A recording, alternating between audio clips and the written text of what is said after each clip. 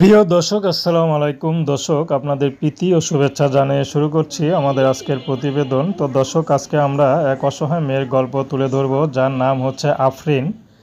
আফরিনের বিয়ে শাদী হয়নি। আফরিনের মা আছে, বাবা নেই।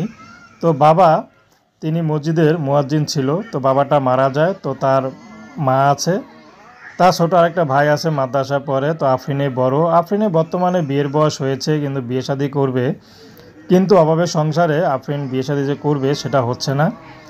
তো এখন আফরিন ইউটিউবে এসেছে ভালো একটা জীবনসঙ্গীর আশায়, কারণ আফরিন কখনো ইউটিউবে আসবে কল্পনা করতে পারেনি। কিন্তু কি করবে, দেয়ালে পিঠ ঠেকে গেছে। তার মা বর্তমানে মাদ্রাসার ছাত্রদের রান্নাবান্না করে খাওয়ায় এবং যা সেখান থেকে যা পায় তা দিয়ে কোনো মতে চলে।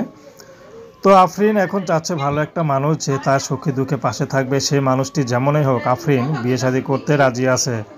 আফরিনের ব্যক্তিগত কোনো পছন্দ নেই। আফরিনকে যে ভালোবেসে আপন করে নিতে পারবে, সে যদি বয়স্ক দাড়িওয়ালা পুরুষও হয়, তারপর আফরিন বিয়ে করতে রাজি আছে।